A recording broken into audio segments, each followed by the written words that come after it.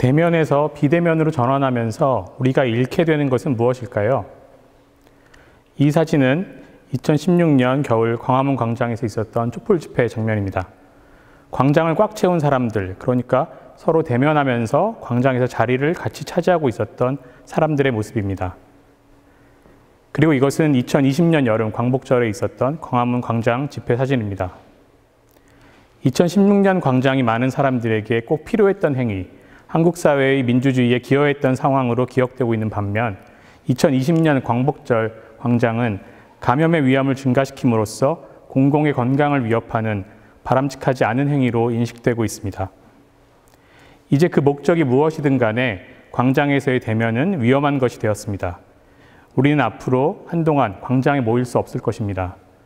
대면 접촉을 통해 전파되는 코로나19 감염병이 광장의 위기를 초래했으니까요. 광장의 위기 혹은 대면의 위기는 공동체가 앞으로 어떻게 유지될 수 있을 것인가에 대한 물음을 제기합니다. 코로나19 시대에 연대하는 방법은 모두가 흩어지는 것이라는 정은경 질병관리청장의 발언은 우리가 그동안 품어온 연대에 대한 생각을 근본적으로 수정할 것을 요구하는 것 같습니다. 우리는 과연 흩어짐으로써 모두 건강히 살아남아 새로운 연대를 모색할 수 있게 될까요? 흩어진 채로도 우리는 연결되고 연대하고 새로운 질서를 도모할 수 있게 될까요? 모두가 흩어질 수밖에 없었던 코로나19 확산 초기에 우리의 1차적인 반응은 각자 집에서 머물고 SNS를 통해 서로 연결함으로써 우리의 관계를 어떻게든 유지해 나가야 한다는 것이었습니다. 그렇게 해서라도 이 위기를 견디고 공동체가 유지될 수 있기를 바랐습니다. 그리고 여전히 우리는 모든 예배를 비대면으로 하고 모든 모임을 온라인으로 전환함으로써 여전히 정서적으로 연결되어 있기를 바라고 있습니다. 여기서 우리는 연결이 과연 얼마나 의미 있는 행위인지 묻게 됩니다. 테크놀로지를 통한 강한 연결 혹은 느슨한 연결은 광장의 대면을 얼마나 대신할 수 있을까요? 광장의 대면을 자제하고 테크놀로지를 통한 연결을 유지함으로써 우리는 감염병 확산을 막을 수 있겠지만 이것이 우리 공동체의 미래에 뜻하는 바는 무엇일까요? 만약 2016년 당시 모든 사람들이 집에 머물면서 스마트폰으로 연결해서 자기 의견을 표출했다면 우리는 얼마나 많은 변화를 이끌어낼 수 있었을까요? 이 질문들을 한마디로 요약하자면 우리는 광장에서 공기를 함께 마시지 않아도 사회를 유지할 수 있을까라고 할 수 있습니다. 우리 사회가 그동안 유지되어 온 것은 광장을 포함하는 여러 공적인 공간에서 사람들이 자리를 함께하고 공기를 함께 마셨기 때문이라고 할 수 있습니다. 한동안 우리는 광장에서 공기를 함께 마시는 것이 불가능하다면 과연 우리에게 남은 수단은 무엇일까요? SNS나 배달 플랫폼 등 테크놀로지가 제공하는 비대면 연결, 감염의 위험이 적은 안전한 연결이 시민사회를 유지시켜줄 수 있을까요? 이 사진에 나오는 것처럼 테크놀로지는 우리에게 연결 혹은 연대를 배달해 줄 수 있을까요? 테크놀로지로 배달 가능한 것과 배달 불가능한 것의 차이는 무엇일까요? 코로나19와 비대면의 상황 속에서 테크놀로지는 이런 배달 시스템의 이미지로 우리에게 다가옵니다. 자가격리된 상태에서 스마트폰만으로 생활에 필요한 거의 모든 것을 조달하는 경험을 해보면 마치 완전한 비대면 생활이 가능할 것처럼 느껴지기도 합니다.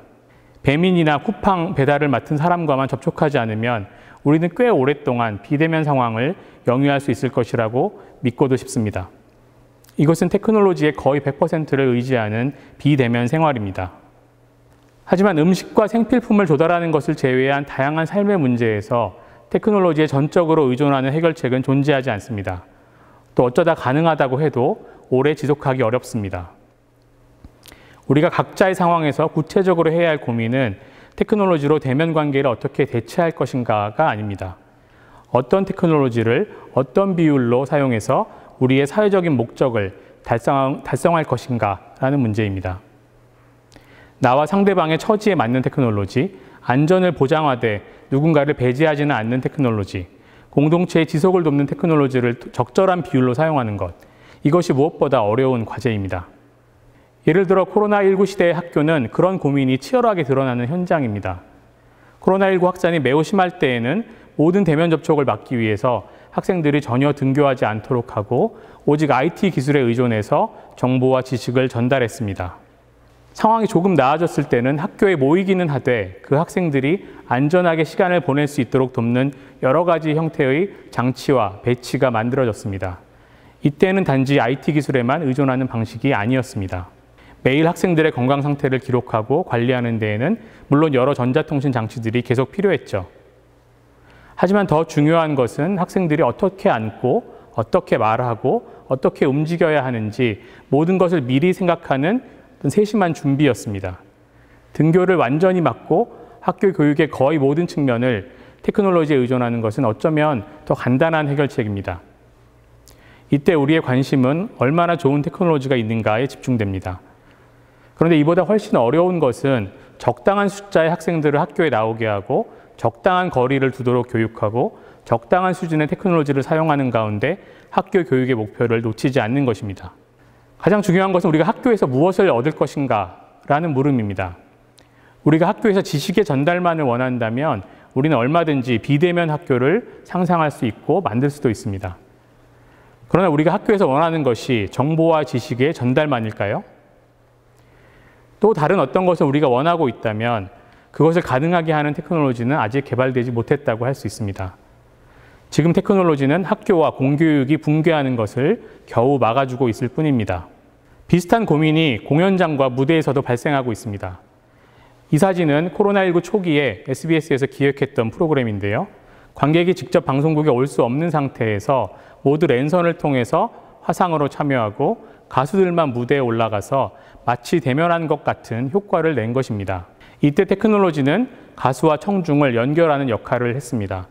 서로 대면하지 않고도 음악을 전달하는 일이 가능하다는 것을 입증하는 정도입니다. 어찌 보면 예전부터 존재했던 레코딩 기술, 음반 기술이 맡았던 역할과 비슷합니다. 교육 영역에서 책이라는 기술이 가르치는 사람과 배우는 사람을 오랫동안 연결시켰던 것처럼 서로 멀리 떨어져 있는 공연자와 청중이 테크놀로지를 통해 만나서 음악을 전달하는 상황 자체는 크게 새로운 것은 아니라는 뜻입니다. 조금 더 어려운 공연의 방식, 더 세심한 준비가 필요한 방식은 서울시립교향악단의 공연에서 볼 수 있습니다. 서울시향은 한동안 멈췄던 라이브 공연을 조심스럽게 재개했는데요. 오케스트라와 청중의 거리, 또 청중 간의 거리를 확보하는 것뿐만 아니라 무대 위 연주자의 배치까지 모두 새로 고민해야 했습니다. 악기의 특성에 따라서 위치와 거리를 다르게 하고 가림막을 설치하고 그에 따른 소리의 변화를 계산해야 했습니다. 오케스트라와 청중의 연결만이 목적이 아니라 양측의 자리, 행동, 태도까지 새롭게 설계하는 작업이라고 할 수 있겠습니다. 이런 공연에도 당연히 테크놀로지가 중요한 역할을 하지만 코로나19 시대의 새로운 공연 경험을 설계하는 일에는 테크놀로지 외에도 연주자와 청중 모두에 대한 세심한 이해와 배려가 필요합니다. 비대면 공연이 가능할까요? 물론 가능합니다. 이를 위한 테크놀로지가 이미 다양하게 존재합니다. 더 어려운 질문은, 더 중요한 질문은 우리가 공연에서 과연 무엇을 원하는가 하는 것입니다. 우리가 공연에서 음악 소리의 전달만을 원한다면 그것은 유튜브를 통해서도 얼마든지 가능합니다. 우리는 이미 오래전부터 음악을 비대면 상황에서 즐겨왔습니다. 그러나 음악의 재생이 공연의 유일한 목적이 아니라면 우리가 공연에서 기대하는 다른 무엇이 있다면 그것은 아직 테크놀로지로 해결하지 못했습니다. 결국 중요한 것은 우리가 공연에서 무엇을 원하는가, 그것을 위해 테크놀로지는 어떤 역할을 할 수 있는지 고민하는 일입니다. 다시 광화문 광장으로 돌아가 보겠습니다. 왼쪽 사진은 조금 전에 보셨던 광복절 집회 현장이고 오른쪽은 그로부터 일주일 정도 지나서 코로나19 확산세가 빨라지면서 사회적 거리 두기가 강화되었던 8월 23일 무렵의 광장 모습입니다. 앞으로의 광장은 어떤 모습과 어떤 기능의 공간이 될까요? 우리는 거기서 무엇을 할 수 있고 무엇을 할 수 없게 될까요? 저는 광화문 광장이라는 상징적인 공간을 바라보면서 우리가 새로 만들어갈 질서에서 테크놀로지가 할 수 있는 역할과 그 한계에 대해서 이런저런 생각을 하게 됩니다. 아마도 이 두 극단의 풍경 사이에 우리가 새롭게 구상해야 할 삶의 방식이 있을 것입니다. 앞에서 학교는 무엇을 하는 곳인가, 공연은 무엇을 하는 행위인가 하는 질문을 던졌습니다. 그럼 광장은 무엇을 하는 공간일까요? 과거에 우리는 핸드폰이 없었기 때문에 광장에 모였던 것일까요? 핸드폰을 통해 연결될 수 있다면 코로나19 시대에 광장은 필요하지 않은 걸까요? 온라인 강의로 지식을 전달하고 유튜브로 음악을 재생하는 것처럼 사람들을 묶어내고 새로운 것을 도모하는 것도 테크놀로지를 통해서 가능할까요? 무엇보다 광장은 시민이 자리를 같이 하는 곳입니다. 자리를 같이 한다는 것은 단지 연결됐다는 것과는 다른 행위입니다. 연결됨은 자리함, 그러니까 공간이나 장소를 차지하는 행위를 대신할 수 없습니다. 우리는 핸드폰이 없어서 광장에 모였던 것이 아니라 자리를 같이 하기 위해서 광장에 모였던 것입니다. 우리는 정보의 교환을 통해서 연결될 수 있지만 공간이나 장소를 같이 차지하는 것은 정보의 교환보다 더 직접적이고 1차적인 경험입니다. 테크놀로지 통한 연결이 제공하는 것은 정보의 전달, 소리의 재생, 의견의 교환 같은 것들입니다. 그러나 우리는 학교에서 정보 전달 이상을 기대하고 공연에서 음악의 재생 이상을 기대하고 광장에서 의견 교환 이상의 것을 기대하고 있죠. 물론 그것이 정확히 무엇인지는 그것에 대한 합의는 새로 찾아가야 할 것입니다. 분명한 건 우리가 자리를 같이 할 때에 비로소 무엇인가를 새로 도모할 수 있게 된다는 사실입니다.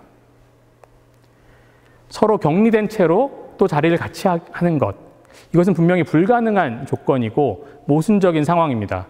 하지만 이 모순적인 상황이 이미 여기저기서 지속되고 있습니다. 서로 떨어져 있지만 어떻게든 연결하고 소통함으로써 자리를 같이 하고 무엇인가를 해내려는 시도 또한 이어지고 있습니다. 저는 코로나19 환자를 치료하는 음압병실의 모습이 우리의 이런 상황을 상징적으로 잘 보여준다고 생각합니다. 음압병실은 격리의 공간인 동시에 의료진이 함께 자리하면서 소통하고 일해야 하는 공간입니다. 유리창을 사이에 두고 두꺼운 방호복을 입은 사람들과 그들을 지원하는 동료들이 따로 또 같이 일하고 있습니다. 이들은 가까운 거리에 있지만 통상적인 방법으로 소통하기 어려운 상황에 처해 있습니다. 전화를 걸기도 어렵고 소리도 지르기 어렵습니다. 이처럼 극단적인 상황에서 스마트폰은 이들을 연결해주는 테크놀로지가 될 수 없습니다. 대신 이렇게 유리창을 터치스크린 삼아서 필담을 나누고 있습니다. 최신 테크놀로지가 소통을 돕지 못하는 상황에서 이들은 아주 오래되고 아주 간단한 기술, 즉 벽에 글을 쓰는 것으로 돌아가는 방법을 찾아냈습니다. 유리에 글씨를 씀으로써 이들은 서로 떨어져 있지만 같은 자리에 서서 환자를 치료하는 일에 참여합니다. 이들은 비대면인 동시에 대면인 조건을 헤쳐나가고 있습니다. 음압병실 사진이 보여주는 것은 코로나19 시대에 사람들을 연결하고 소통을 가능하게 하는 것이 반드시 새로운 장치, 새로운 핸드폰, 새로운 앱이 아닐 수 있다는 점입니다.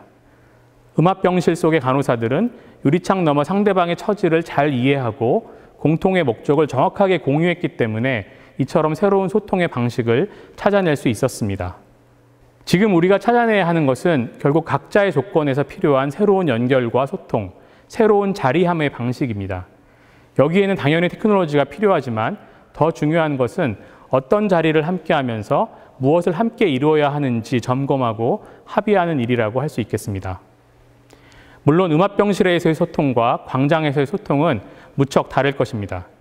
우리는 모두 하루빨리 음압병실을 벗어나 광장으로 돌아가고 싶어 합니다.